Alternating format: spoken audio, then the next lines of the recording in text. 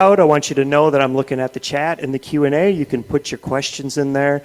You see a question you like, go ahead and upvote it. It'll bubble it to the top, and we'll take your questions a little bit later here in the session. For those of you in the room here, you'll raise your hand, and I'm going to get my steps in running around this place to bring you the microphone to ask your question. So with that, I'm going to cut right to the chase and give you Dr. Gabor Maté. So the questions, will the mics go around, or do they? I will take the mic around. Thank you. Yep, and then we make sure. All right. Well, welcome to this session. It is a workshop, so we expect to be working. I will give some initial remarks. I'd like to show you a video, and then I just invite questions. I'll tell you right away that when you ask me a question, you're just as likely to get a question back. And that's an invitation for you to engage in a conversation. You don't have to, it's an invitation, not a demand. So you don't have to accept. If you don't feel like answering my question, just say, I don't feel like answering your question. I might invite some of you to, in fact, is it possible to get a couple of chairs on stage? Because I might invite sometimes somebody to come up just to have a conversation with me. But let me just plunge in. The therapeutic approach that I helped to develop is called compassionate inquiry. And how it evolved is very simple. I was in family practice. I began to notice, by the way, I have not had 1 hour of formal training as a counselor, as a therapist, or a psychologist, okay? So anybody thinks they're here for credentials, go away, okay? But what happened was that I was in family practice. I began to notice that who got sick and who didn't wasn't accidental.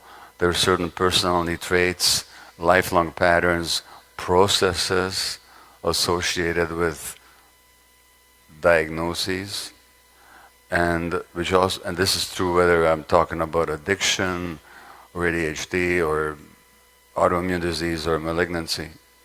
So that, as I said this morning, these were not things that people mysteriously or calamitously acquired. They were actually manifestations of their lives. And that wasn't an overnight epiphany. It was a gradual dawning of an awareness. What I didn't know is that other doctors, other researchers, psychologists had also noticed the same thing and researched them and documented it. It's just that nobody ever tells you this stuff in medical school. So I can tell you, in 1939, there was a very famous teacher of medicine, a medical doctor at Harvard University, who, like myself, was a Jew from Hungary. His name was Soma Weiss. He was so revered that to this day at Harvard they have a Soma Weiss day in his honor, a research day. And Soma Weiss in 1939 gave a lecture to the medical school class at Harvard, and he said that psychological and emotional factors are at least as important in the causation of illness as physical factors, as physiological factors, and they must be at least as important in the healing of them. He was talking about the mind-body unity. This lecture was published in the Journal of the American Medical Association in 1940. 6 years ago, I was talking to a friend of mine, a psychiatrist at Harvard, and he said to me, now keep in mind, they still have a day in his honor, but this psychiatrist at Harvard said to me, to talk about mind-body medicine at Harvard to this day is to jeopardize your career. In 1972, I think it was, there was a very famous American physician and psychiatrist, George Engel, who said that the problem is that physicians separate the mind from the body, and the individual from the environment, and he called for what he termed a biopsychosocial view of medicine. It's disappeared without a trace almost. 2,500 years ago in ancient Greece, 2,400 years ago, Socrates said that the problem with the doctors of today is that they separate the mind from the body. We haven't come too far. And when you wonder what that's all about, there's many different factors, but the fundamental one is our fear of pain. And especially our fear of emotional pain. Now, what is that fear based on? It's based on a very simple fact. First of all, in the brain itself, the same part of the brain, the anterior cingulate cortex, that registers the suffering of physical pain, also registers the suffering of emotional pain. And the endorphins, the body's natural opiates, soothe both emotional and physical pain. But for the endorphin circuits to develop properly, they need the right environment. Just like I said this morning, for the serotonin circuits, the dopamine circuits, endorphin circuits, oxytocin circuits, we all need the right environment. And the right environment is the presence of emotionally present, consistently available, non-stressed, non-depressed, attuned parenting caregivers. And those conditions in this society are not only lacking, they're rapidly disappearing. And if you want to look at the epidemic, all these so-called genetic disorders, ADHD, well, if it's genetic, why the heck is it increasing all the time? Genes don't change in a population over 20 or 30 years. If things are genetic, then why is it that the risk for women for multiple sclerosis has doubled or tripled in the last 80 years? Genes don't change over 80 years. I could go on. But the point is that it's our fear of pain. So it also, when it comes to therapy then, the last thing we have to be afraid of is people's pain. Not that we should cause pain deliberately. It's not our job to trigger pain deliberately. That's cruel. But at the same time, we must not be afraid of people's pain either. In fact, the fundamental thing that happened, and I mentioned that this morning, is that when you had pain as a child, that's not a problem. Life brings pain, and the Buddha recognized that 2,500 years ago. Life is painful. It's the nature of life to bring pain, to bring suffering. That's not the problem. The problem is that we're all alone with the pain, and there's nobody to hold us in it. Then becomes unbearable for the child. And that unbearability then is what then causes the child, i.e. your future client, to develop all these defense mechanisms and adaptations. So if you look at something like ADHD, which I mentioned this morning, the absent-mindedness is not a disease, it's a coping mechanism. When there's a lot of stress in the kid's environment, not because the parents don't love the child, but the parent is just stressed, the child is stressed. How does the child protect himself? Well, one way to protect yourself is to go absent-minded, to tune out, to dissociate, which then becomes wired into your brain, because that's when the brain is developing. No, you're told you got this disease. No, you don't. What you got is a coping mechanism that had a value when it originally was adopted, but it no longer has value and not gets in your way. Same with pushing people's emotions down. As happens in depression, That was a coping mechanism at some point. But that same coping mechanism, or addiction, genetic disease, no it isn't. It's neither a disease nor is it genetic. What is it actually? Well, let's just do a quick survey here. I'll give you a definition of an addiction that I don't think is particularly controversial. So addiction is manifested in any behavior in which a person finds temporary pleasure or relief, but then suffers negative consequences as a result of, and does not or cannot give up despite the harm. So, pleasure, relief, craving in the short term, harm in the long term, inability to desist. That's what an addiction is. And notice that I said nothing about drugs. It could be drugs. Could be illegal drugs, with which it's perfectly legitimate to kill yourself, like nicotine or alcohol. Or it could be the illegal drugs like heroin or cocaine. Could also be eating, shopping, bulimia, self-cutting, pornography, compulsive sexual acting out, work, extreme sports, many, many things. So it's not the behavior as such, it's your relationship to it. You can drink and not be an alcoholic. You can eat and not be a food addict.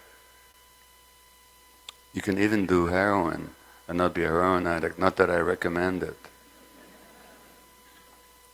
The question is the relationship to it. Craving relief, pleasure in the short term, harm in the long term, inability to get up, you got an addiction. So, with that definition in mind, I'm just going to ask you to raise your hand if you've ever had an addiction in your life, okay? Well, that's how common it is. Which also brings up an interesting question of why do we ostracize the drug addicts so much when they're just like the rest of us? That's another question I won't go into now.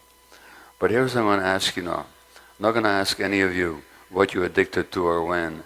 Just in the front rows where I can hear you. The question I'm asking is, if you're willing to volunteer, not what was wrong with the addiction. And in this book, this is not my book on addiction. My book on addiction is called In the Realm of Hungry Ghosts, but I do revisit the issue in 2 chapters in this book, The Myth of Normal. And the question I'm asking in this book is not what's wrong with the addiction, but what's right about it. What does it give you in the short term that makes you want to keep going back to it? So anybody in the front row, what does it do for you, Amy? Helps you keep going. Survive what? What does it help you survive? Meaninglessness. So you get a sense of meaning. Somebody else? Yeah, right behind you, John. Yeah? So the addiction helped to mitigate the loneliness of feeling the absence of connection. Okay, meaning, sense of connection, yes? The sense of like being validation and Finally, being validated. being validated. Okay, And thank you. Okay, thank you. Yeah? Help me deal with helplessness. Sense of evidence. Okay, all right. I could keep going, and each of these manifestations that you've all articulated, helplessness, lack of meaning, lack of validation, these are a form of emotional pain. And nobody's born with them. You never met a 1-day-old baby with a sense of lack of meaning. What's life all about anyway? You know? You never met a 1-day-old baby who's healthy, who needs validation. They are their own validation. So, in other words, and my mantra therefore is, don't ask why the addiction, ask why the pain. And if you want to understand why the pain, don't look at people's genes, look at their lives. We're talking about trauma. And the people who are so nice and they push down their emotions, their healthy anger. Now, pushing down your healthy anger, by the way, diminishes your immune system documentably, physiologically, because that's one system. Think about it. Healthy anger, we're wired for anger, you know. Our brains are wired for a whole range of emotions, biologically, by evolution. And each of these emotions are necessary for survival. And we share these same emotional circuits with other mammals.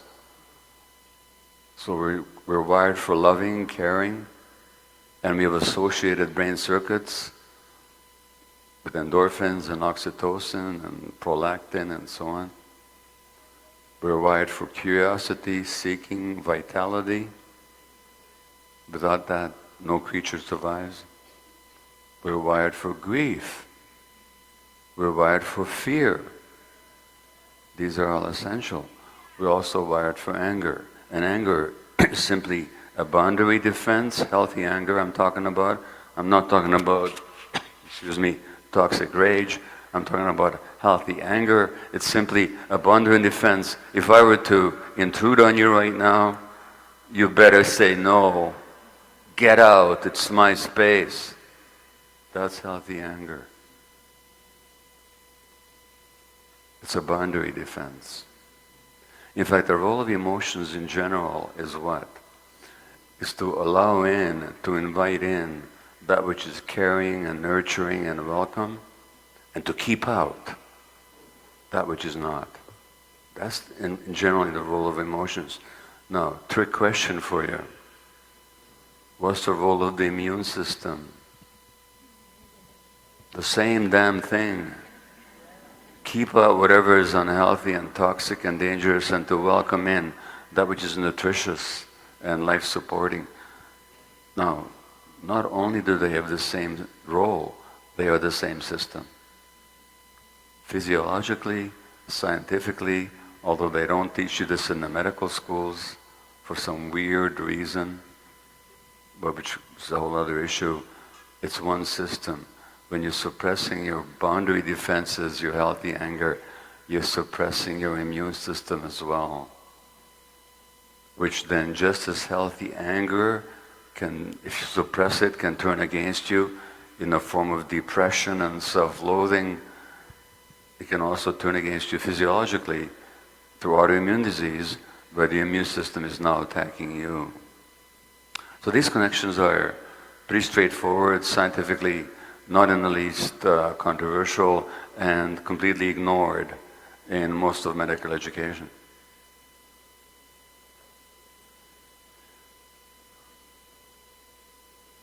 But what we're talking about in all of these cases, so whether it's addiction, which is an attempt to escape from pain, whether it's being nice so that people will like you because they didn't get the love you needed, so now you have to be very nice so people will like you, and that's just a compensation. All these compensatory mechanisms came along for a good reason, and now they're creating problems for you. So the essence of it all was a disconnection from the self. And that disconnection, if we're compassionate about it, wasn't a mistake on your part. It wasn't a decision that you made. It was simply how you survived. Because the child has these two needs. Well, I should say a child has more than two needs, but a child is born with expectations. In fact, that's not even true.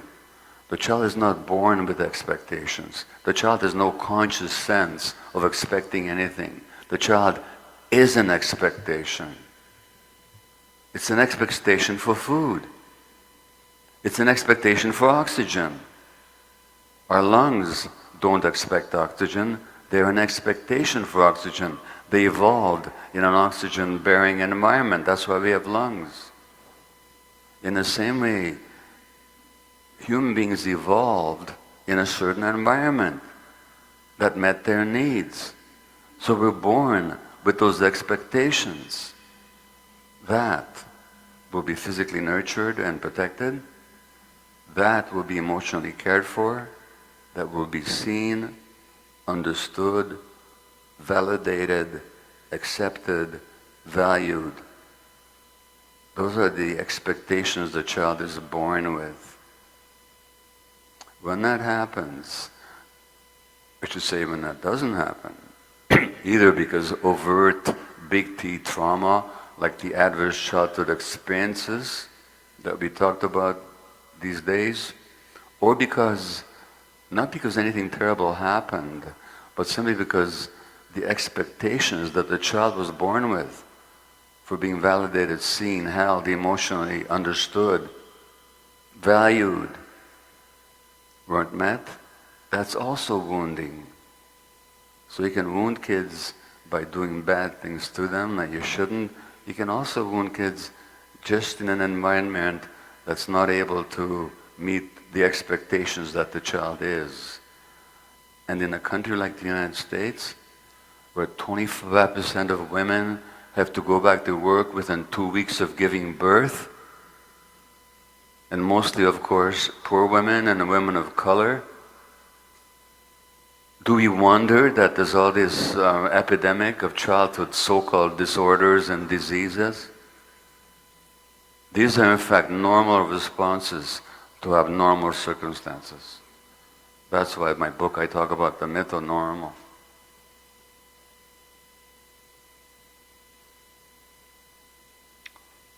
So amongst the child expectations, primary is attachment, which is the drive for closeness and proximity with another human being for the purpose of being taken care of, or for the purpose of taking care of the other. We're wired for it. Most of us are capable of holding on to that. If we don't, we go into politics. But that's a whole other question. Well, I mean, the uncaring things they do.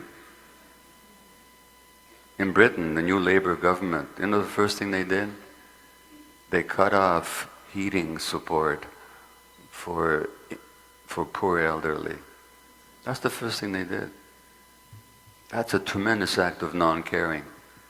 You have to be totally emotionally shut down to be able to do that to people. It gets pretty cold in Britain in the wintertime. I could go on.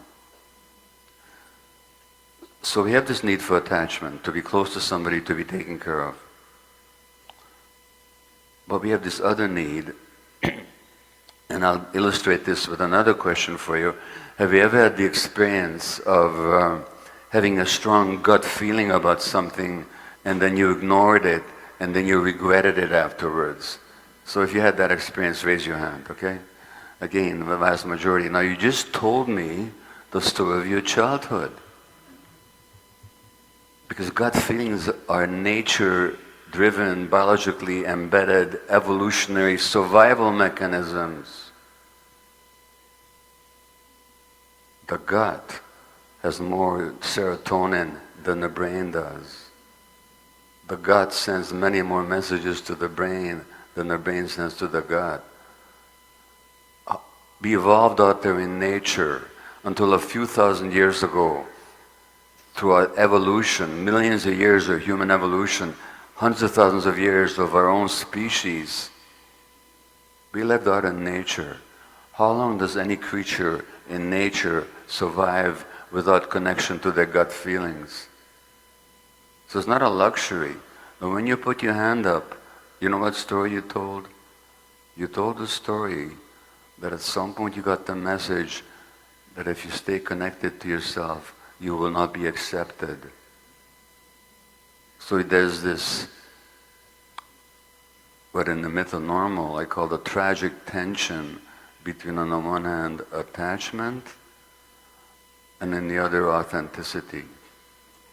Ideally, and this is what you want for your clients, you want them to be able to find meaningful relationships in which they can be themselves without having to pretend, without having to self-suppress. It's difficult enough, as you know, even for an adult, to maintain that sense of authenticity if that threatens your relationships.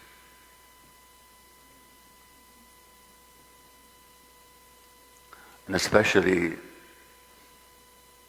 if there are other social, cultural factors. If people are racialized, it becomes even more difficult. The great American black writer James Baldwin said that to be a black in the United States is to live in a state of suppressed anger all the time.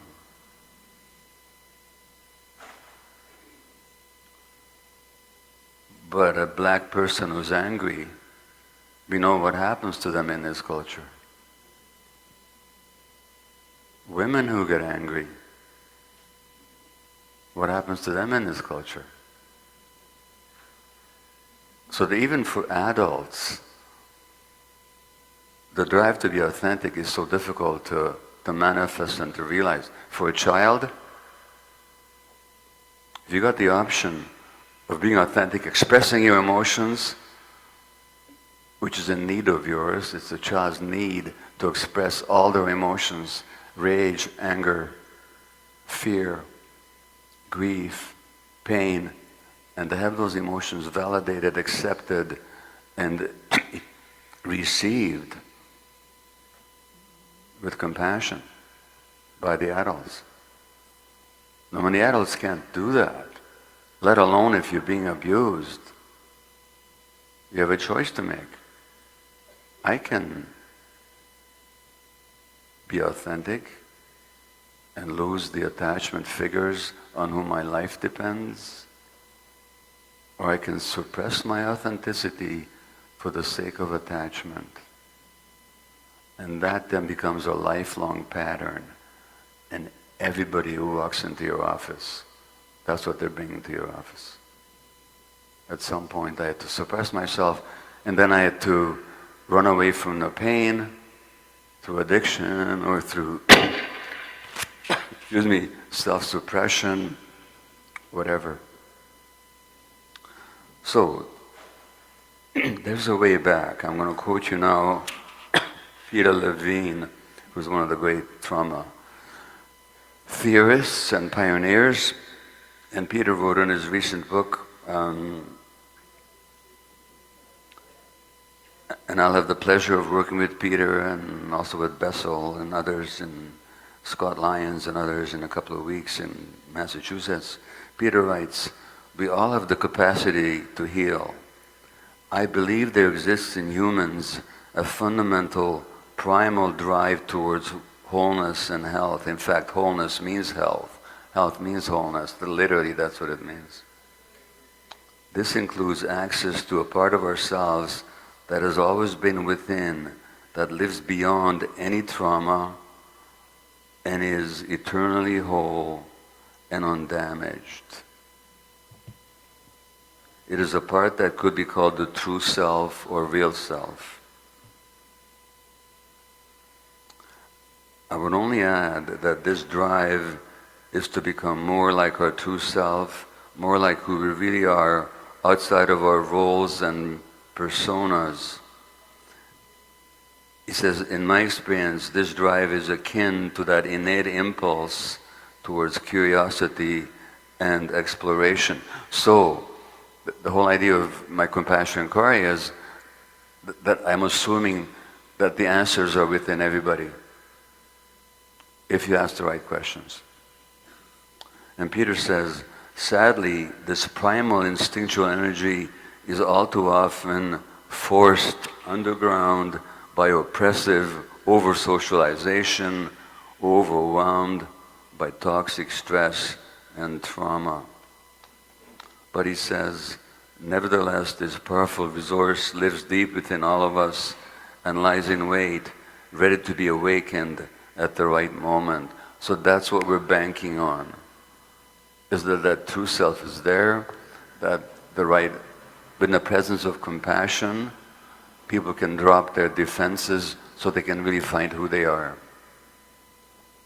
And that may be attended by experiences of pain and grief. They're welcome. Again, not that you deliberately set out to, evoke pain, but that if people are getting in touch with what's there, pain's going to arise, and you welcome it, and you're not scared by it, and you don't try to distance from it.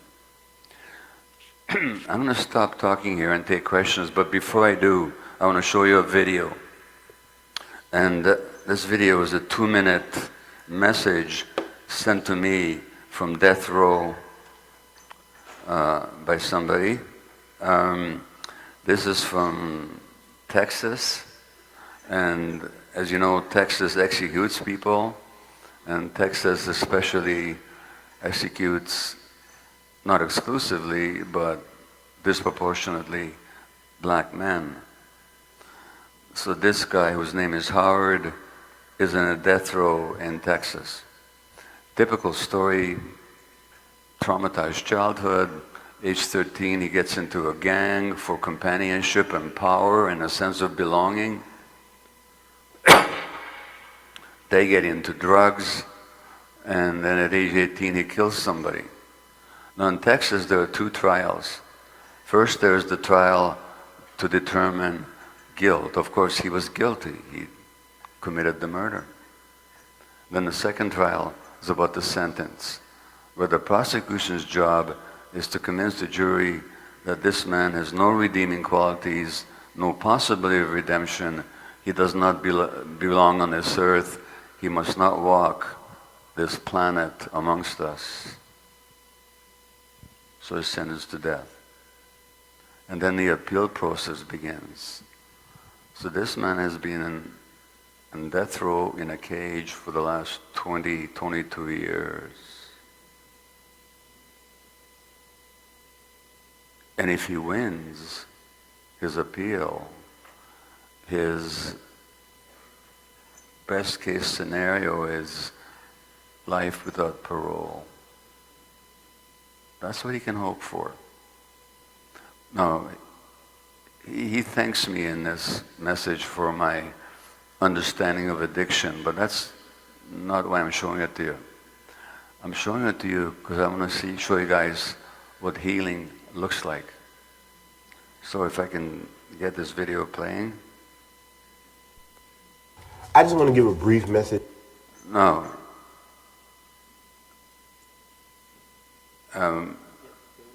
I started to play the video, but oh yeah, there it is. Okay, yeah. Dr. Gabor Maté, because he means. Can you turn the lights down a bit? He's had a real impact on my life. But just directly to Dr. Gabor. Excuse me, can we turn the house lights on just for the video? Is that possible? Yes, no? Oh, they're doing it. Okay. All right, can you dim it even more? All right, well, let's Boy, try I this. mean, thank you for everything you do. Thank you for having the compassion that you have for people. I wish there were 100 million people like you. But you're a perfect example of how like one person can have so much influence and so much power to change things in the world. And I want you to know that like, even me, I've had problems with addiction in my life. When I was a kid, I started smoking marijuana when I was 12. And all the way through, I smoked. In prison, I've done some drugs too, just to try to cope. It's just a coping mechanism for me. But in the back of my mind, deep down inside, I knew that like, it was just me running away from my reality because I was afraid of it. And there are men like you in prison that sat down with me and they didn't browbeat me about the drugs that I did. They just spent time with me. They loved on me. They fed me. They showed me who I was. And they allowed me to be me. But just being there, their love for me was enough to motivate me just to leave it behind, to face reality. And man, I'm addicted now to living. I'm addicted to looking forward to life, to contributing to life. And I just want to thank you, man, for the books you've written. In the Room of Hungry Ghosts is one of my favorite books. But continue doing the work that you do. We need you, and I'm so fortunate to be able to give you this message. Thank you.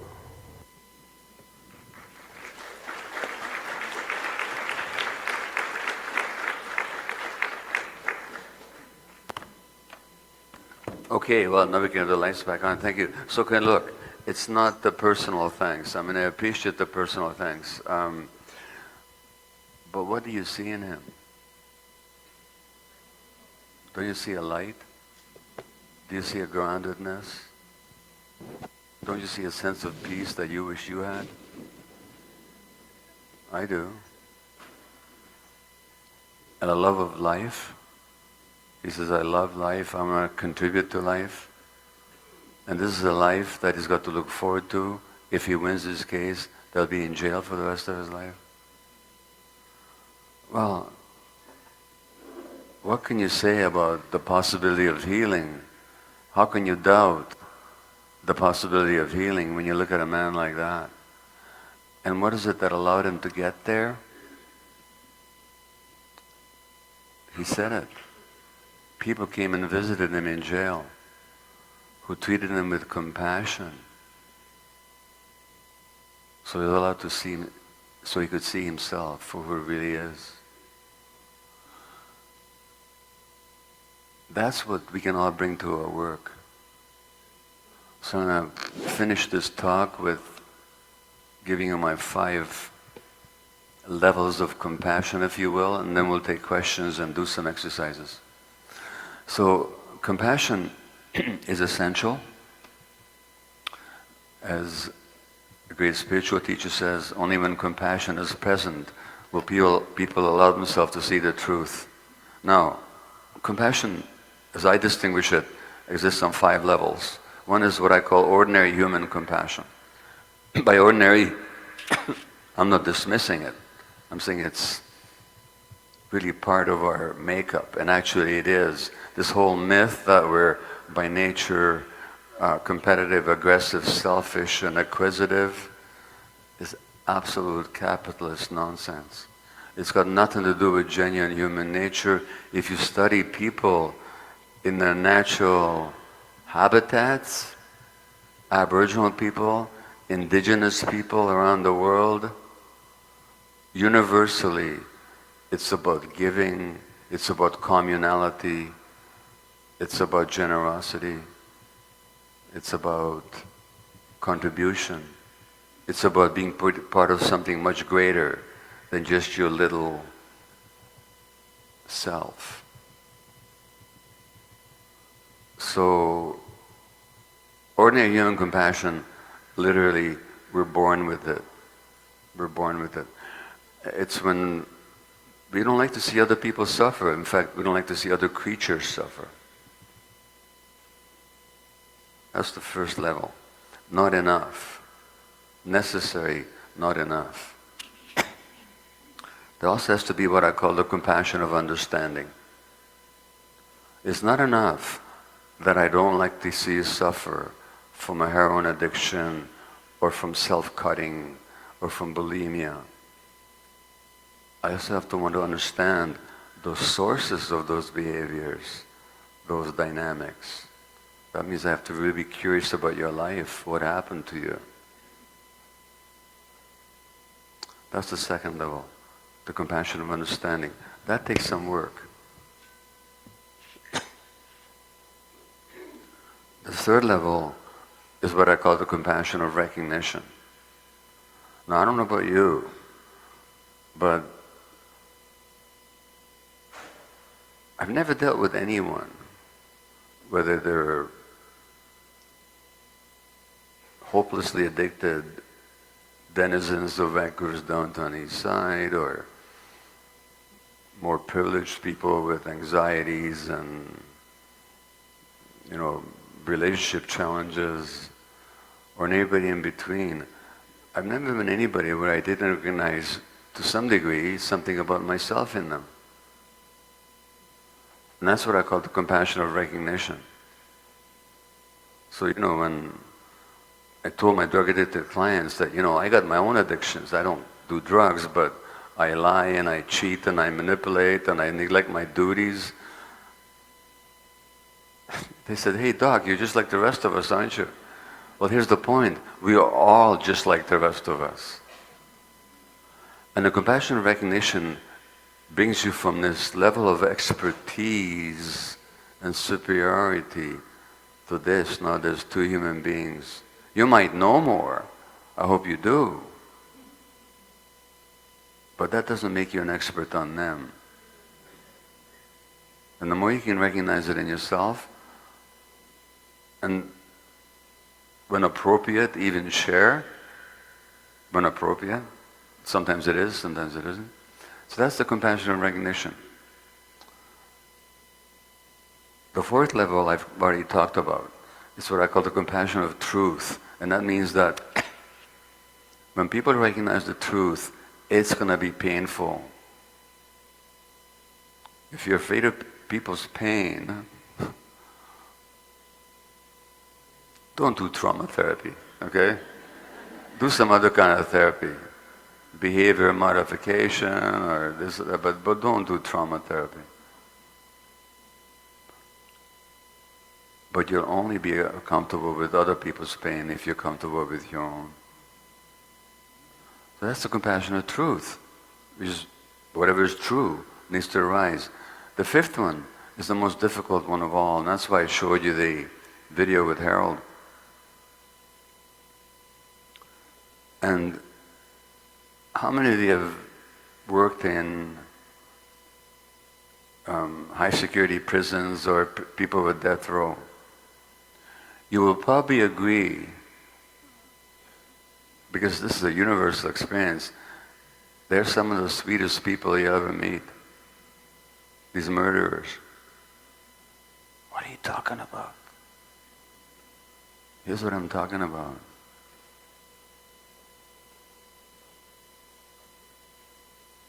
This morning when I talked about sensitivity, and I said that the more sensitive you are by temperament, by genetic temperament, when things go well, the better you'll do, but if things go not so well, the more hurt you're going to be. Some of these hardened criminals are amongst the most sensitive people in the world. When I say sensitive, I don't mean sensitive in the sense of being aware of other people's problems. I mean in the terms of the depth of their feeling. That means when they were hurt, and they all were, they were really hurt. And their violence and their aggression came from that pain. That also means that when you go into that prison, or when you go into that prison, or anybody who does, and treats them with compassion, like happened with Howard, that sweet self, that true self emerges. And we see this all the time. And I'm sure you've seen it in your offices as well. So that's what I call the compassion of possibility. That when you look at the person, you're not just mistaking them for their demeanor, for their behavior, for their body.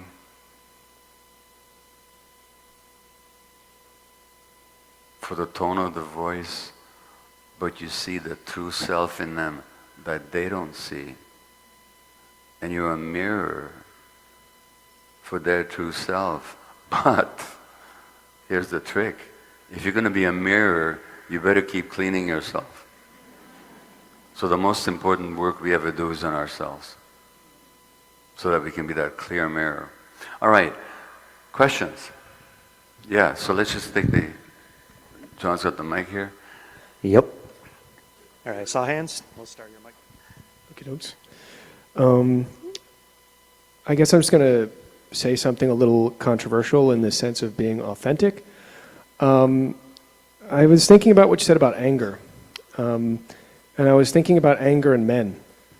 And I know a lot of men that are terrified of accessing their anger. Say it again, please. I just have trouble hearing, that's all. Okay. Yeah. So I wanted to ask you about anger with men. Anger. With men. Men, yeah. So you mentioned women, but I know I work with a lot of men. Yeah. Almost all the men I work with Yeah. struggle to access and express their anger, Their healthy anger. Yeah. healthy anger. Yeah. And I was wondering if you had a suggestion how you would address talking to these people, acknowledging the complexity of what happens to men, and how you would talk to them about the pain of grief and loss, and how they would maybe even access tenderness again. Stay with the mic, would you? Thanks for the question. Yeah. What difficulty are you facing when you're trying to do that work? They're so afraid of being rejected or canceled by their partners, their friends. They've often been abused or neglected. They've been told their whole lives that their pain isn't real. So accessing that pain seems terrifying to them because they'll be rejected. Yeah. And they're men. They're supposed to suck it up and Right. not be vulnerable. But are you saying that these men have trouble expressing their anger? Little to no ability. They're very afraid of conflict. They're very nice. Because the frequent pattern with men is that they go from sadness to rage in a split second. Right. We're no longer talking about healthy anger. Yeah. Now we're talking about toxic rage. Right. And what I'm saying is that's a story that we often tell that I don't see. That's not what you see. I don't see that. I'm trying to challenge that story truthfully, is that what I see is a lot of men who have been abused and neglected don't have access to their feelings. In fact, they keep being told the story that you said. I think you're totally right. Thank you. But I don't think it's one or the other. Great. Okay, now, let me just ask you, the audience, a question here, okay? If you've either yourself experienced as a male, just let's start with the men in the room. If you've experienced manifested toxic rage, just raise your hand, okay? Yeah, so quite a few, okay? Now the women, if you've witnessed or been a subject of toxic male rage, raise your hand. Just about everybody. So it's not that, it's pretty common, okay? Now, I got it. A certain subset of men will be suppressing themselves and not even experiencing that toxic rage. I got it.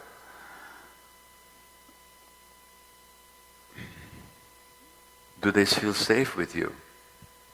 That's why they talk to me about this. Yeah. Because they feel safe. They trust me. Well, I've my earned their sense, trust. my guess is that if they feel safe with you, then they will be able to access those emotions. That's right. They do. Sorry? They do. Well, good. Well, that's the answer to your question. Yeah.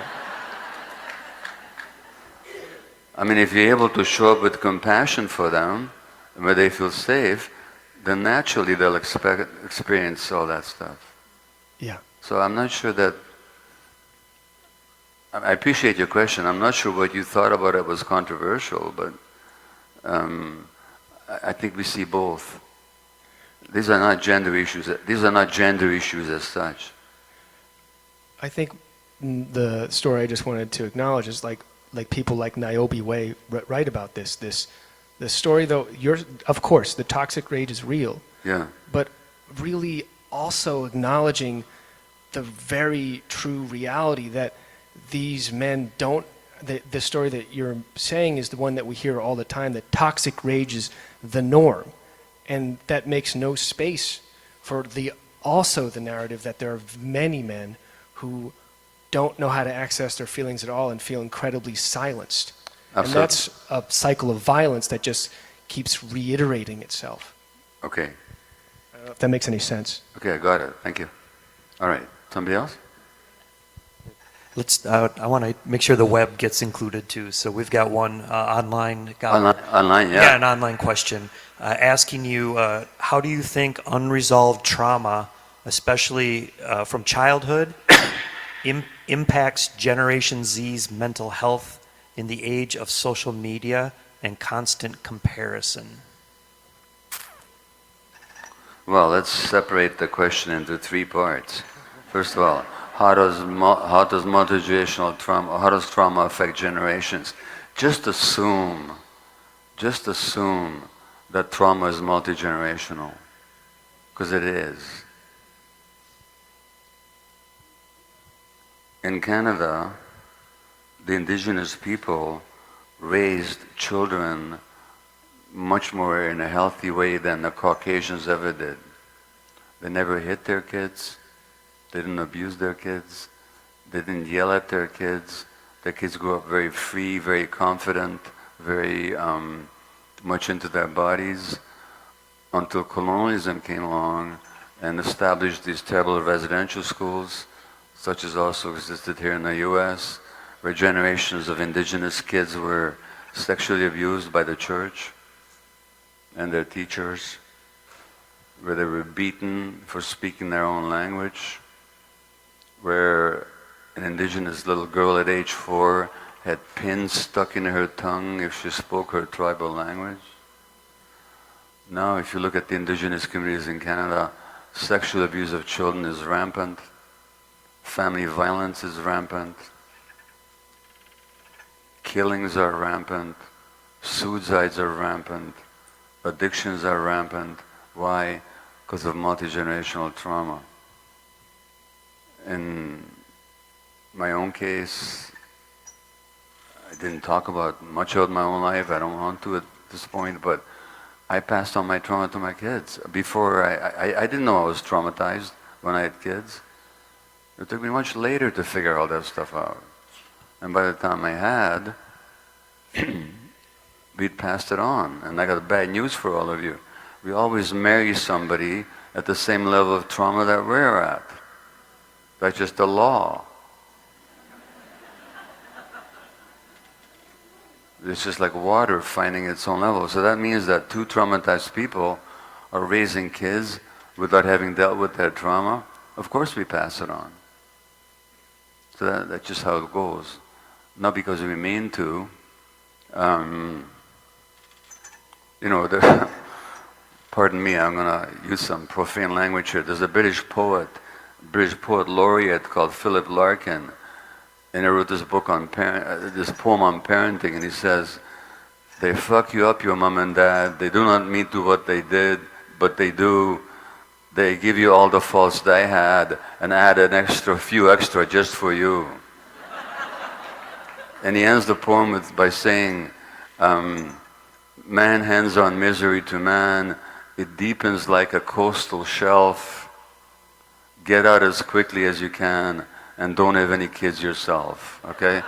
So that's that poem. So that is multi-generational. Just take it for granted.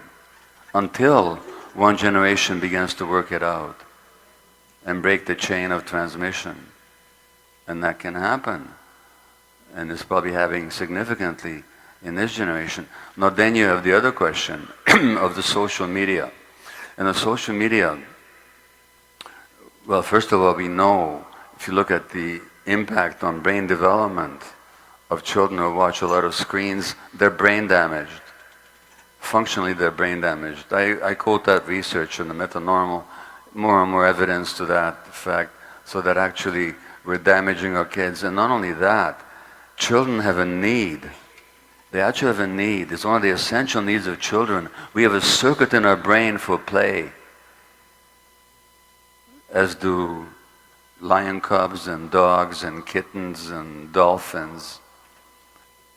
Play is essential for brain development. One of the essential needs of human children, irreducible needs, is free, spontaneous play out in nature. Social media has destroyed that. Furthermore, social media connects kids with other immature creatures, so that immature creatures are now influencing each other across the airwaves in ways that the parents don't even know about. That is mentioned in one of my books called Hold On to Your Kids. So the second level to the question was about social media. I forget what the third part was. About comparisons? About especially from childhood, mental health in the age of social media and constant comparison. Oh yeah, comparison. Let me tell you something. There's something called evaluative stress. Evaluative stress. They've done this experiment where they took paid volunteers who were supposed to give a little talk in front of a panel of judges. It was just a game. They were getting paid to do this, nothing dependent on it. But the judges, the so-called judges, were instructed to look bored and uninterested and critical. And those participants whose judges looked bored and uninterested and critical, they had higher stress hormone levels even days later. Evaluative, even though it was just an experiment, it had no significance. Now this society evaluates you all the time for your looks, for your smarts, for your compliance. And kids, immature kids, unmoored from adult guidance, are doing that to each other all the time. So the evaluative stress, and look at these kids that get attacked or criticized on the internet to the point where they're driven to suicide. Why? Because they have no real sense of themselves. The sense of themselves depends on what other people think of them. In the absence of adult contact, it's what the peers think of them. And when the peers speak badly of them, it destroys them. It affects their physiology and so on. So, all of these things. Okay? Yeah? Other questions? I'll go back to your lecture, and you talked about compassion of recognition, compassion of understanding, compassion of truth. Find it in ourselves first. So Yeah. I'm going to ask a very difficult one. Yeah. We're approaching October 7th. What? We are approaching October 7th, Yeah. when the horrible massacre happened in Israel, Yeah. where young children were murdered, burned, babies in ovens. That didn't happen. There were no babies in ovens. Oh yes, they were. No, there weren't. That's been refuted even by the Israelis. There were. No, there weren't. There were. There were no babies in ovens. Well, But let's agree, hold on. Let's agree on what we do agree on, okay? A horrible massacre happened. People were killed in their homes. Civilians, hold on a second. killed, There's were raped. Stay with, no. Look, let's agree there was bad enough without adding stuff to it, okay? Now, I'm telling you, there's been no evidence of mass deliberate rapes. No such evidence. Oh my gosh. I'm sorry, there's no such evidence. Oh yes, of course there was. No, there isn't. There No, was I'm a sorry. woman in The- the United the- Nations that listen, came to Israel listen, and listen. did the research and brought those Listen, evidence to the I'll let United Nations. I'll let you finish your question. My okay? question Oh, no, is, how go do ahead. I find compassion for these people? Which people? The animals that did that. The animals that did that.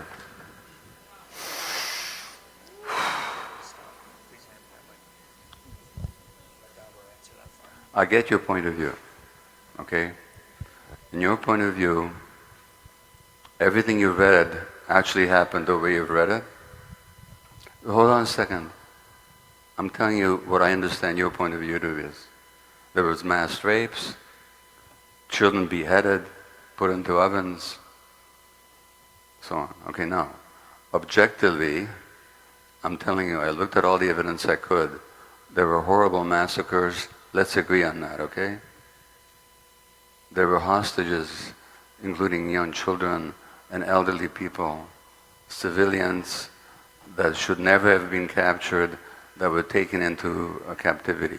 Let's agree on that, okay? On the specific issues of babies in ovens and mass rapes, you and I are not going to agree, because I looked at evidence that you haven't looked at. But hold on a second. Let's just agree on what we do agree on, okay? And then let's take your question. How do we have compassion for these animals? Well, I'm not going to get into a big political rant here, but I'll tell you what I think very quickly, okay? If I saw the world from the perspective that you see the world from, I would 100% agree with you. But that's not how I see the world.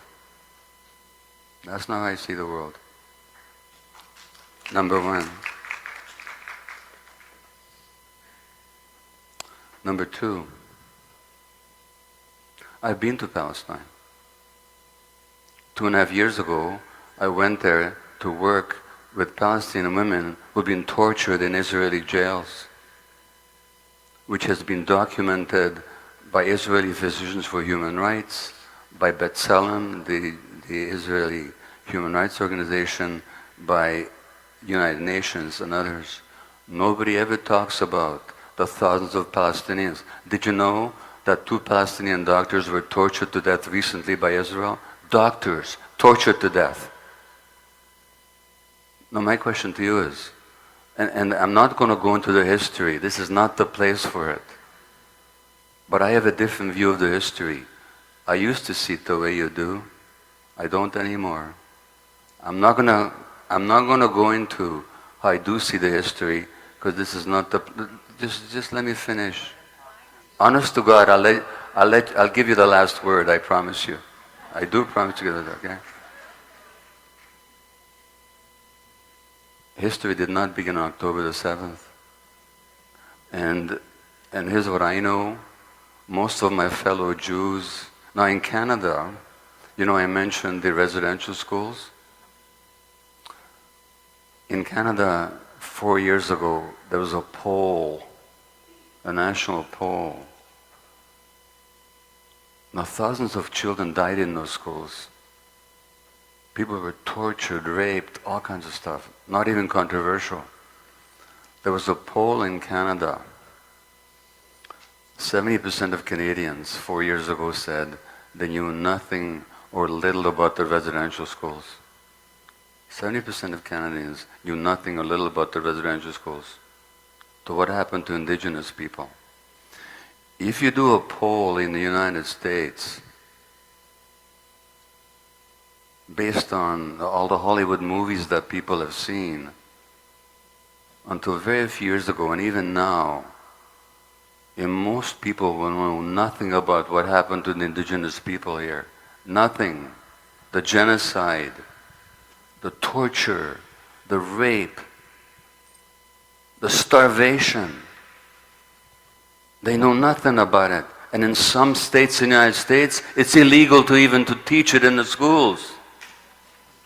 Now, do you think the average Jew knows anything about the indigenous people of Palestine? Now, no, just a second.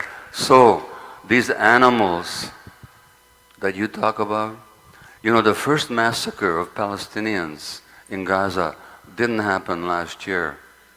Didn't even happen 4 or 5 years ago when they killed hundreds of children with their bombs. It happened in 1956. But just let me just a second. In 1956, they massacred 200 civilians. Do you know about it? Do you know about it? You've never heard of it. Of course you haven't heard of it. That's why you can call them animals. Otherwise, you'd see them like human beings like the rest of us. Anyway, I'm done. Go ahead. Yeah. So human beings can murder and rape and maim and cut breasts of women, that's okay? No, it's not okay. Well, that's the message you're giving. Did I say it was okay? That's the message you're giving, that's the claps Okay, I'm hearing. how many of you heard me say that it's okay to rape and kill people? Raise your hands. I will finish with one thing. By the way, there is a Nova. By the way, how do you feel about the rapes of Palestinian women by the Israeli army in 1948? That's a false. No, it's not. Yes, it is. No, it's not. Yes, it is. You know what? You want to believe me? Read the Israeli historians. Well, We Yeah, I are can give you the different in our names. opinions. I lived it. No, I can give I you. lived it. I I can lived give in you. Ashkelon. I can give you the names Let of me the. tell you one thing. In United States, we teach kids, I'm sorry, you will let me finish. In United States, we teach kids how to be in fire alarm. Okay, I'm done. This is what Let's- happens, people. Is you and I don't live in the same world. But let me tell you one thing. This is not about you and I. Okay? There was a Jewish survivor of the Holocaust called Edith Egger. Have you ever heard of her? Okay, she's a therapist here in California. She was on the same train to Auschwitz as my grandparents. Okay, okay, I'm telling you something now, okay? I'm not debating with you anymore. You and I don't live in the same world. We don't. You're a good person, good heart. We don't live in the same world. Just let me finish. Edith was on the same train to Auschwitz as my grandparents. Her parents were on the same train. My grandparents didn't survive. Her parents didn't survive either. She did. And at some point in her book called The Choice, which is worth reading, she goes back to Berghof, I think, which is Hitler's lair in the Bavarian Alps. And she goes back there to forgive Hitler. Okay? And she says, not because it's okay what Hitler did, but because I didn't want to keep him imprisoned in my heart anymore. So I'm not here to preach forgiveness, but I'm telling you, that place where we call other people animals, if you want to live there, that's your choice. I don't want to live there. I want to understand people. I want to understand what happened to them. I want to know why they behave the way they behave. I'm not into justifying taking civilian hostages. I said that was unjustifiable. Why you didn't hear me, I don't know. I said there were massacres that shouldn't have happened. Why you didn't hear me, I don't know. You know why you didn't hear me? Because you live in a bubble, that's why. Anyway. All right. Other questions? Over here, Gabor. Anybody, by the way, wants to know about my visit to the occupied territories? There's a film online you can watch called Where the Olive Trees Weep. Watch it. Gabor. Gabor, I'm over here, over on this side. Sorry, where are we? Yeah. I'm here. Hi, Amy. Hi. Being a healer. Let me just say, this is difficult. This is really difficult.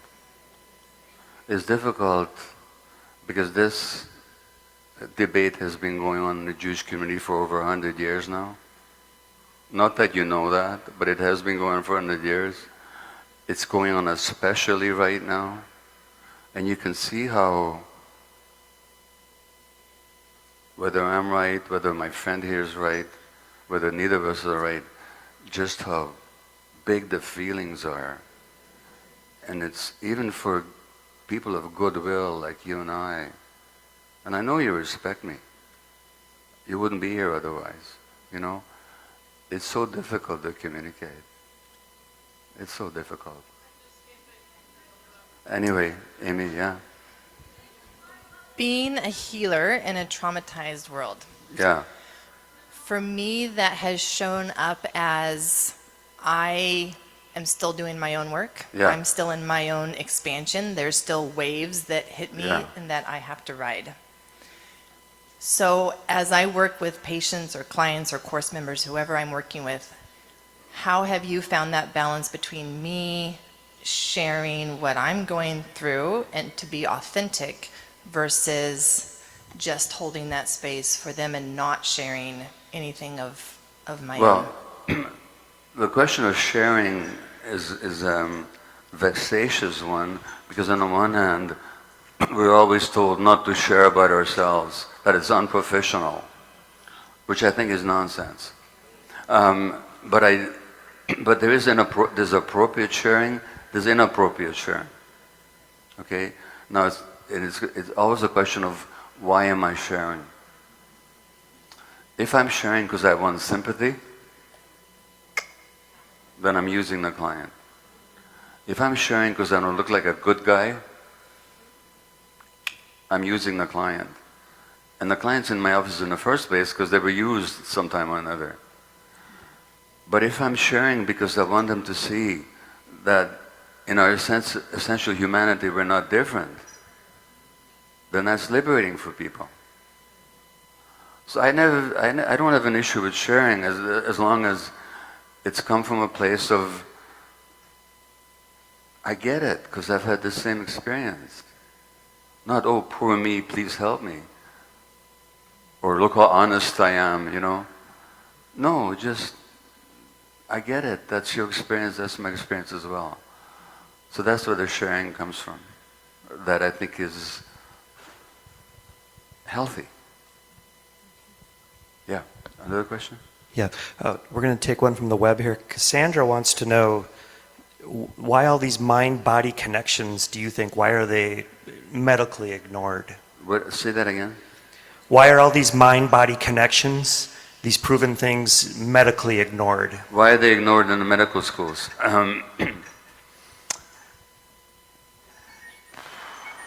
Well, there's, you know what, I'm not going to answer that question. And the reason I won't, it's therapeutically not helpful.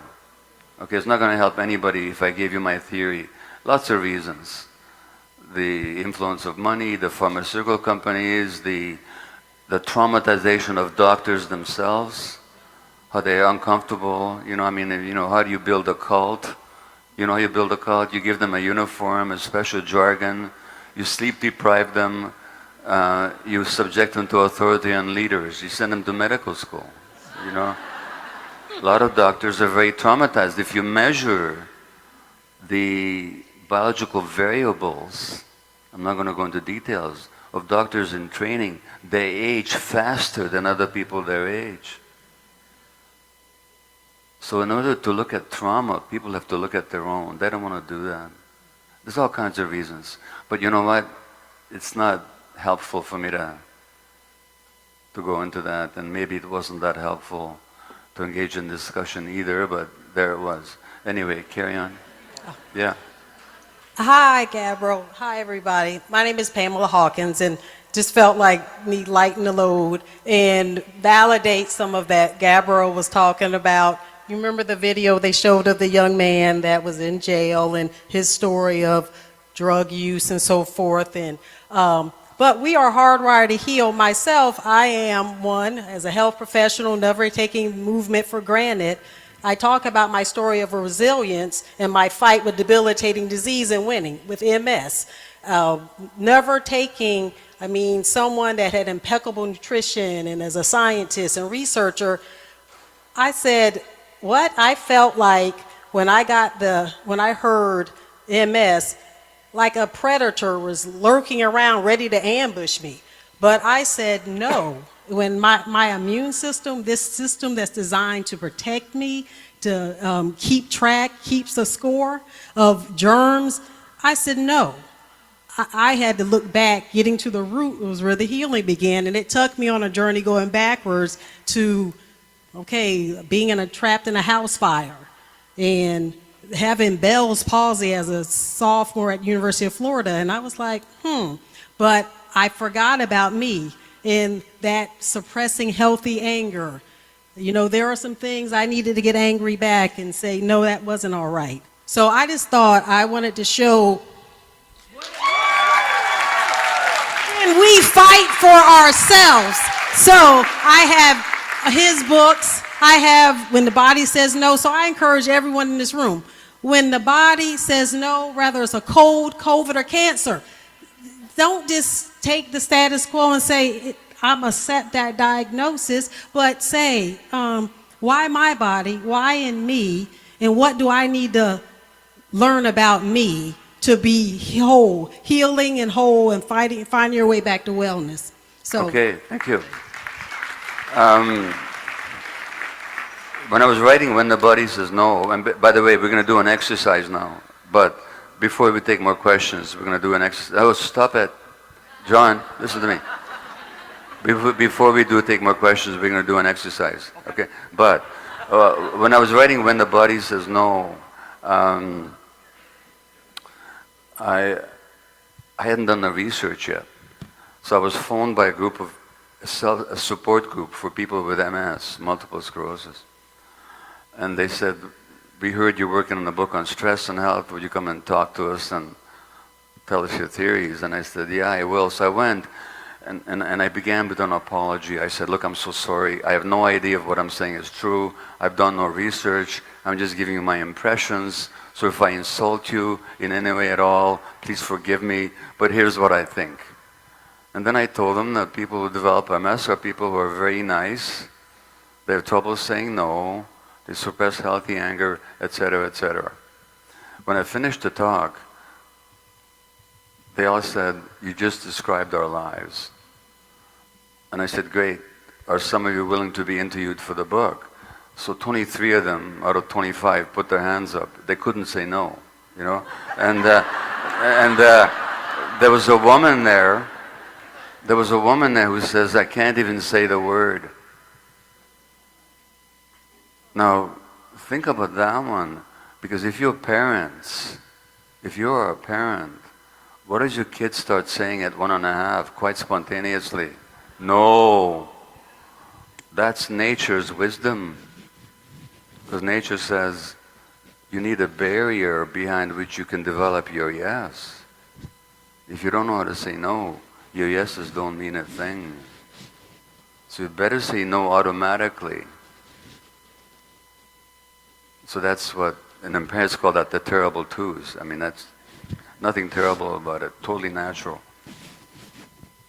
A friend of mine, Ben was a doctor, no, Harold was a doctor. Ben was his 2.5-year-old child, and Harold said to Ben one day, Ben, do you want an apple? And Ben said, no, I want an apple. It's the will asserting itself. Now, there's one woman there, and she said, I can't say no. I said, okay, good. Give me $100 right now. She said, I don't have $100. I said, that's okay. After the meeting, we can go to the ATM machine and get the... She said, I wouldn't feel comfortable doing that. I said, I'm just trying to get you to say no to a ridiculous demand from a perfect stranger to whom you owe nothing whatsoever. She said, I can't do it. So we're going to do an exercise now, okay? I'm going to ask each of you very quickly to find a partner, okay?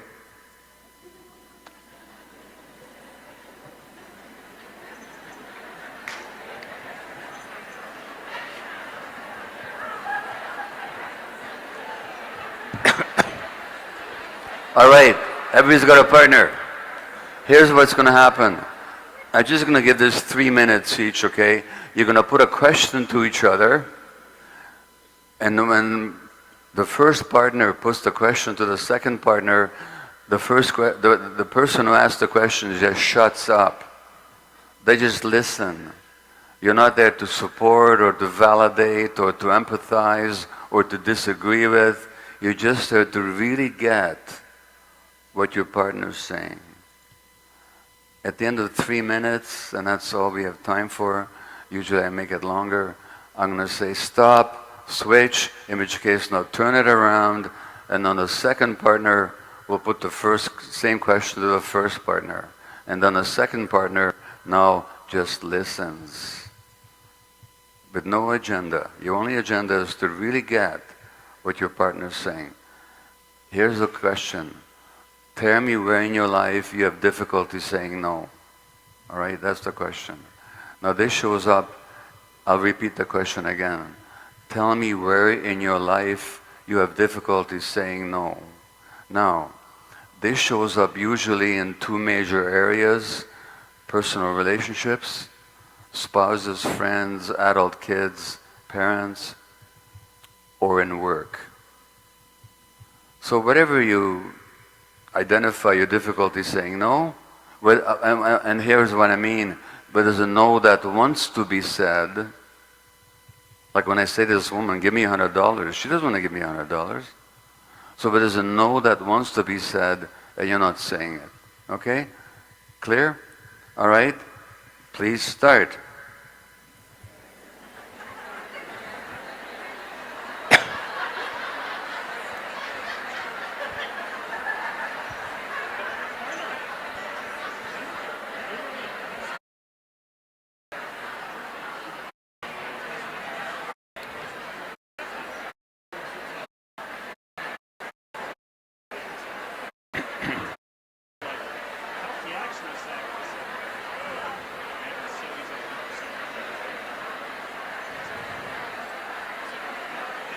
So, and that's in little ways, again, like I enjoy being on all these things.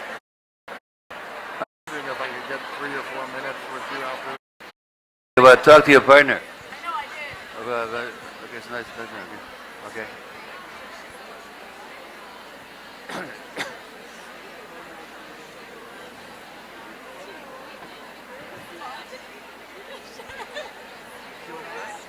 I'm fine.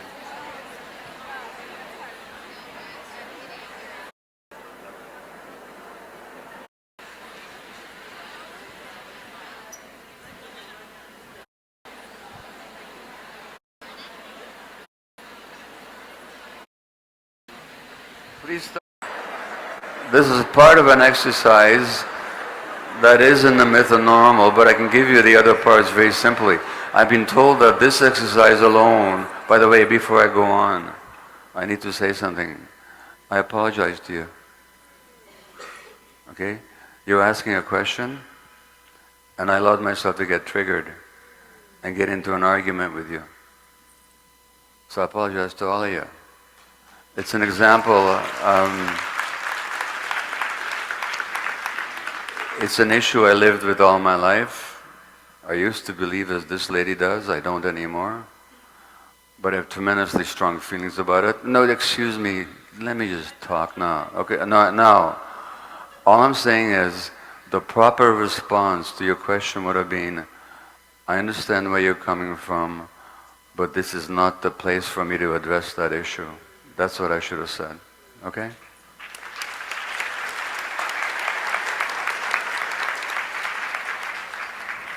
And nothing you said explains my own emotional reaction. That's totally my own responsibility. Okay? All right. Now, this exercise in terms of when you don't say no, that's the first part. You can do it once a week. Where this week did I not say no? Where there's a no that wanted to be said and I didn't say it?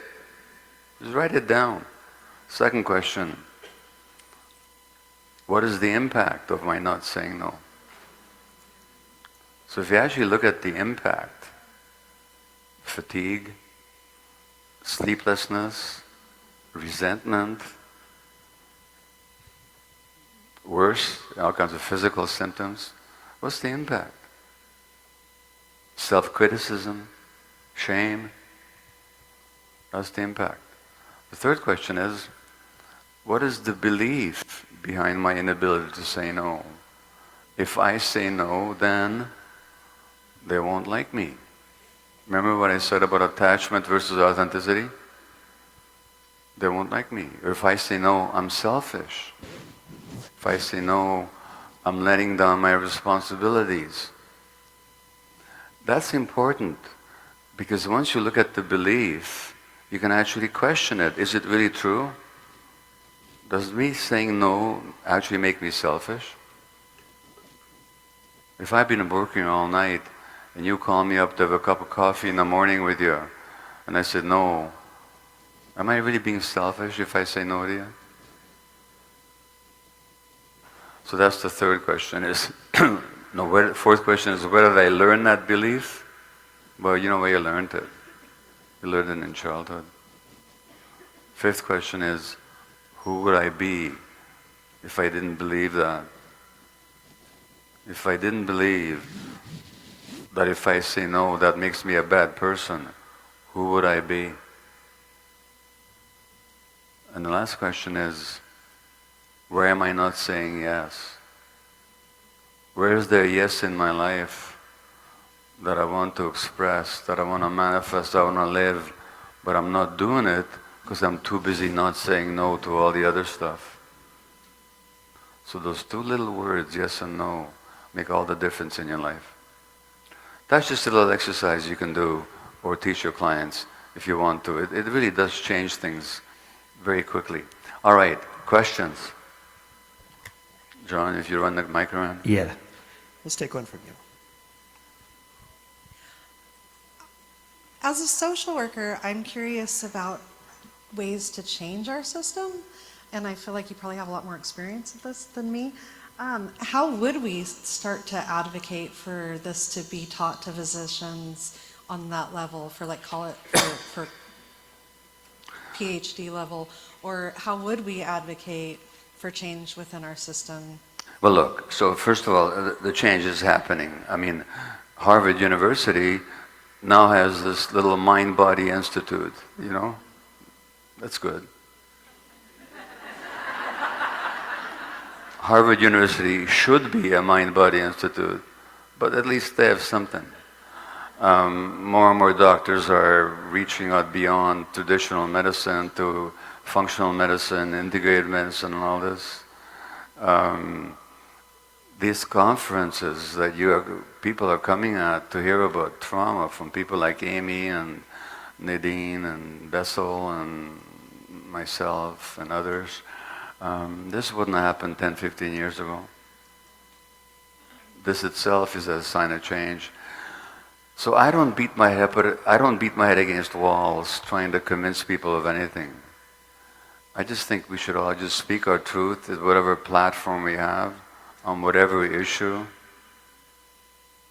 whether it be political or personal or therapeutic or professional, and trust that there's a need for this in the world, and the world will respond, which it is. I mean, look, the first time I gave a public talk after my first book got published, 25 years ago now, there were 6 people there, and 2 of them were my childhood friends. So, you know, just keep doing your thing is what I'm saying. But don't worry too much about trying to change institutions. Let natural erosion and evolution do that. Okay? Questions? So we're going to take one from the web here. Alexandra asks if you can speak to the importance of language in our work, and do you encourage people to use mind-body terminology regularly? Why or why not? It's not that I encourage people to use any kind of language. It's that I notice what kind of language they use. Because when somebody's talking to you, they're giving you a narrative, which is the thought content, but then there's the words they use to express the thought content. Those words are always meaningful.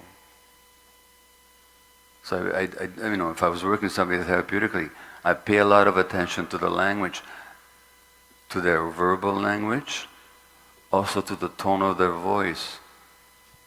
It's quite extraordinary how sometimes, just to give one example, very mature and confident and competent women can sound like a 5-year-old little girl when they go back to that vulnerable, hurt little self. And then you notice that. You notice that. Let me tell you an amazing story. I had a person once who was diagnosed with what was then called multiple personality disorder. Now it's called dissociative identity disorder. So it was trauma-based. She split herself into all these personalities. One of her personas was that of an 8-year-old little boy. And she had asthma. So I prescribed for her a medication called theophylline. Theophylline is a liquid that you drink that keeps the airways from narrowing. So one day, the 8-year-old boy calls me. He's having tremors and he's got nauseated, he's got diarrhea. These are typical symptoms of theophylline overdose. When this person was in their 8-year-old body, they had the physiology of an 8-year-old.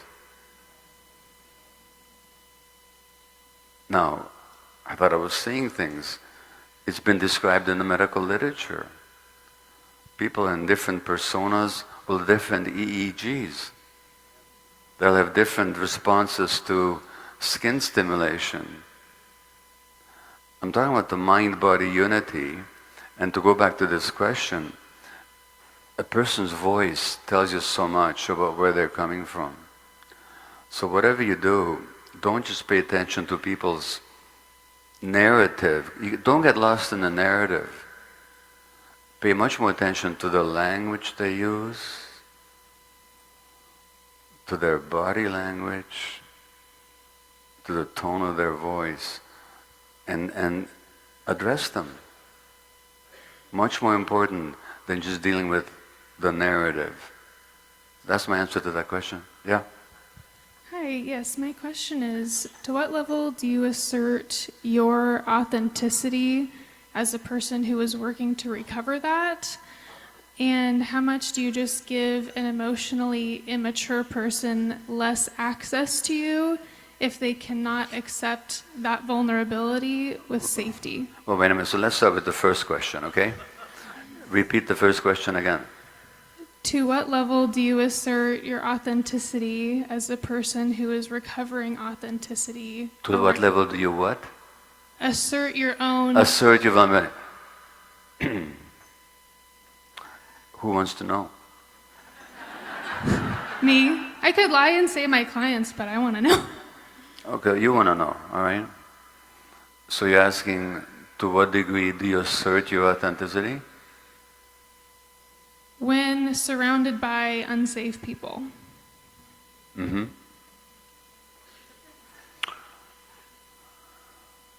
What do you do? Well, I've done work on giving those people less access to myself. Okay. But I'm curious what your thoughts are on that approach. Well, look, now partly it's situational. If I had 6 cops with their guns pointed at me, my first priority would not be to assert my authenticity.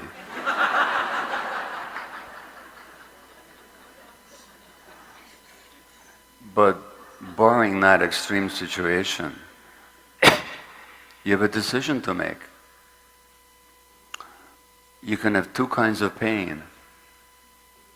The pain of self-suppression and pretense and self-denial, or the pain of not being liked by some other people.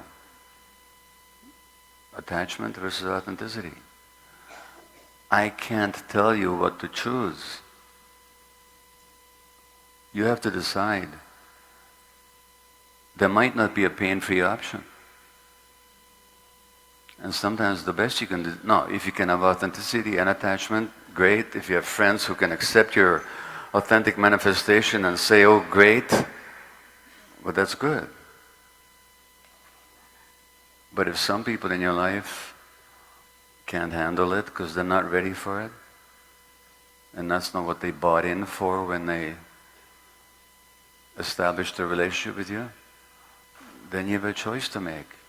Which pain would I rather have? The pain of self-suppression or the pain of perhaps being rejected? Your call. But there may not be a pain-free option, okay? At least not in the short term. Thank you. All right, does that answer it? Thank you. Okay, one from the web. Tiffany, let me see, okay. Tiffany shares, she says she's on board with most of this for clients. Yeah. But the mothers that she's worked with who's lost, her children have died by suicide or homicide. Yeah. Trauma plus grief plus injustice entwined. It feels intolerable to them. And she says, who am I to say that it is not? What feels intolerable to them? The trauma and grief, the enormity of it all, I think, is what she's saying.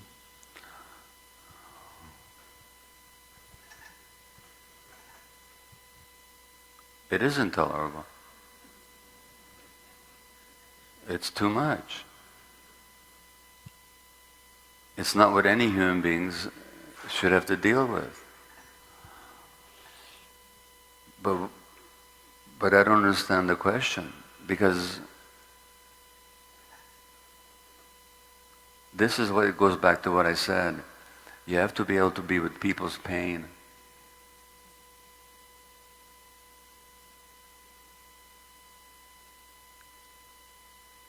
You have to be able to be with people's pain.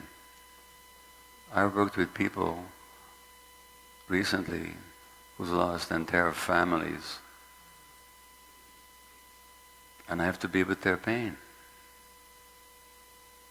And so what I would say to the questioner is, if you're not able to be with the pain of these mothers who've so tragically lost their beloved children, for whom they would have given their lives if they could have, if you can't be with their pain,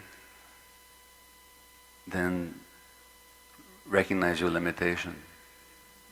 Or do the work that'll help you be with their pain and stay compassionate and still believe in life. Maybe you can achieve that stage. If you can, you'll be able to be with the pain of these women. If you can't, you might not be the person to help them. Okay? Hi, I was wondering if you ever struggle finding the feeling of hope in the work that you do. Can you just wave your hands? Right here. Oh, yeah, okay, hi, yeah. Yeah, go ahead, yeah. I was just wondering if you ever struggle with finding the feeling of hope or remaining hopeful doing this work. I don't deal in hope at all. Okay, and you might say I'm hopeless. Okay? Because hope is for something to happen in the future. I don't go there. I don't know what's going to happen in the future. When I look at some situations, I just see things getting worse in the short term. That's my best assessment.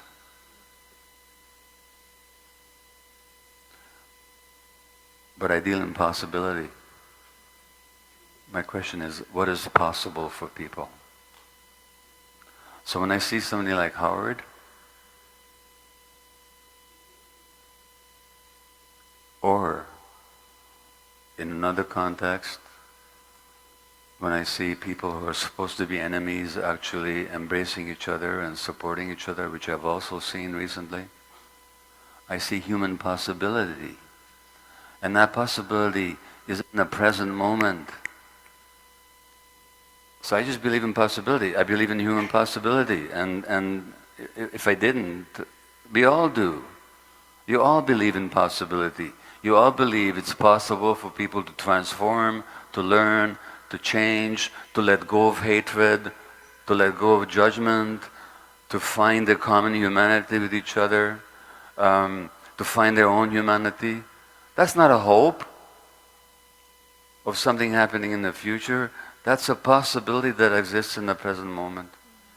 So it's that possibility that keeps me going, not any hope for the future. Thank you. Yeah.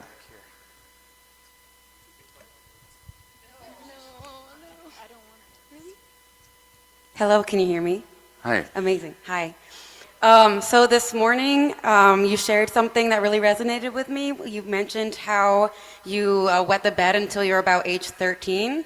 And that just, again, I could relate a lot to that. And I was just wondering, it's something that kind of filled me with deep, deep shame. And I really just disconnected completely from my body for years. And Shame, you said? Shame, yeah. Are you willing to come up here? Oh boy, sure.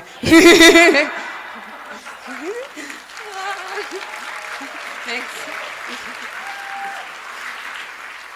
All right. Thank you.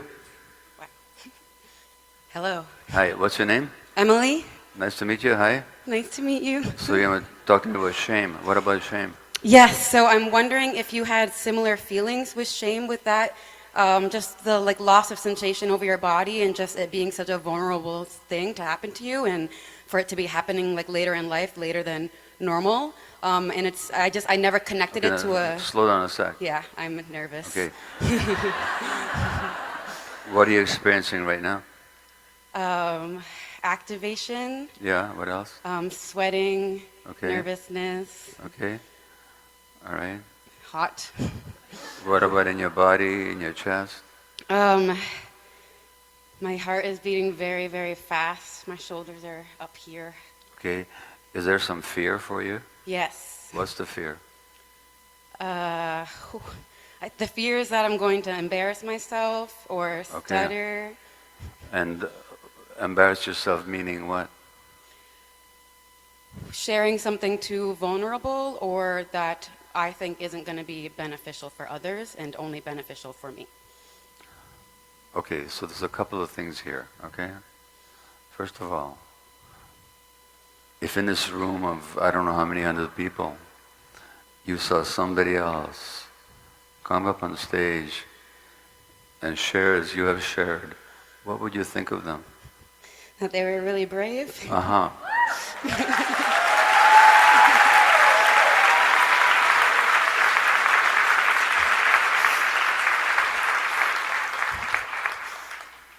Yeah. So do you notice then that you look on other people with more compassion than you look at yourself? Okay? You notice that? And that's a constant theme. People have a lot more compassion in general for others than they do for themselves. Okay? Now there's a reason for that. Okay? How are you feeling at the moment? Yeah, what's going on? Conflicted. Sorry? I'm feeling conflicted. Which means? I'm feeling multiple things. It's hard to pinpoint exactly what I'm feeling. Just physically. Relief. Okay. And awe. Yeah. Gabor Maté. I can totally understand that. Okay. No. The relief is about what? What's the relief about? The relief is that I'm not alone. No, you're not. Even if I'm the only person in this room other than you, who wet the bed when they were 13, Yeah. I'm not alone in the shame, it feels like. Yeah, okay. So tell me about, what do you feel ashamed about? What's the self-accusation? That I was different, that there was something wrong with me. I couldn't do the thing. So there's an assumption there. Maybe you were different, right? But that doesn't mean there's something wrong with you. Is it possible to be different without there being something wrong? Yeah. So let's not mix the two up. How many of you have felt different growing up than other people around you? Look around all these different people. You know why? Because it's the sensitive people who feel different. And they see things and experience things differently than other people. Then they're made wrong for it. And you're still buying into it. But can you see how it might be a gift to be different? Yes. Tell me the gifts. The gifts of being different? Yeah.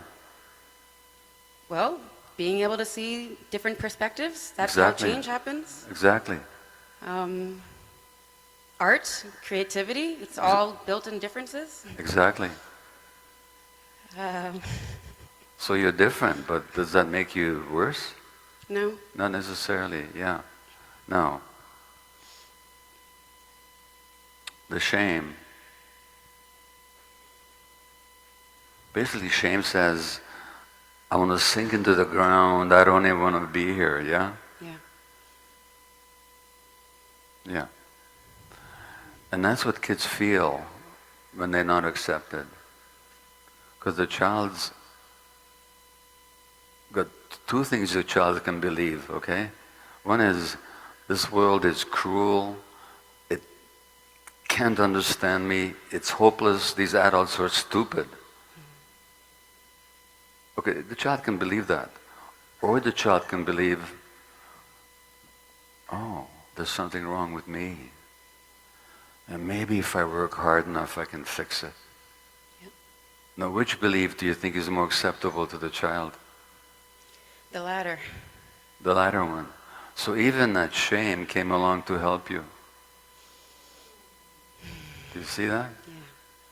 But if you ask yourself, how old is that shame? I mean, what age would you put on it? 1.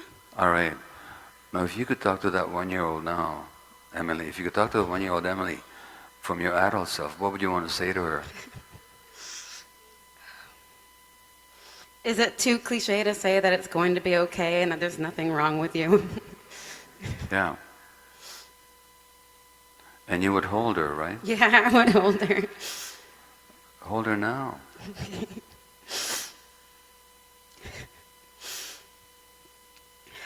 Thank you. You got her? Hmm? You think you have her? Yeah, I have her. Good. Next time the shame arises, just hold her. Okay? Thank you. Is that clear? Thank you. Thank you. Thank you. Okay, take care. Thank you. Bye.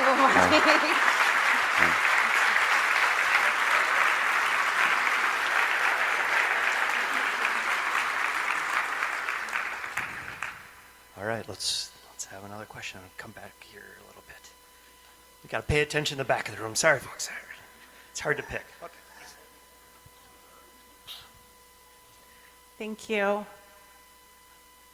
I first want to say thank you as an Indigenous woman from Alaska. In Vancouver is where my people are from, the Tsimshian people. Thank you. My question is, as a healer who has experienced the effects of historical trauma on our people, I am working boots on the ground with adolescents that are also experiencing the impacts. What advice would you give to, I guess, someone like me? Well, what advice do you need?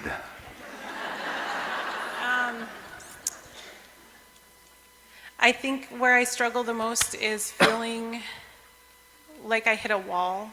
Like what? Like I hit a wall because I work with adolescents who come from 2 different sources. Yeah. One source is the juvenile justice system. Yeah. And the other source is the tribal health clinic that I work for. Yeah. So they're either coming with behaviors that are they're either coming with emotional trauma that is like imploding inside and they feel suicidal and do a lot of self-harm, or it's external and they're harming other people. And I struggle with the ones that are coming from the juvenile justice system because it feels like they're harder to reach. What is your struggle? Just to help them open up, or? I think getting past the barrier of the defenses. Yeah. Well, look, these kids have been beaten up by life since they were born, most of them, as you know. They were born into, as I said earlier, generations of traumatized families. They were imbibing trauma even in the womb, the uterus of their mothers when they were pregnant. Oh, I know. Maybe their mothers were even drinking when they were pregnant, some of them. They've had many blows aimed at them, and the juvenile court system just adds to it.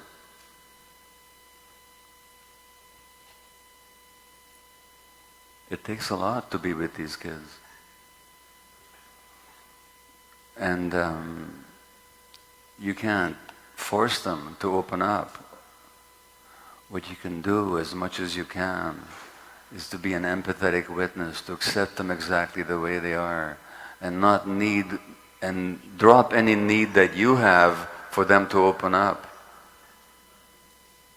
Because as soon as they sense your need for them to open up, so you can feel better about yourself as a therapist, they're going to shut down even more.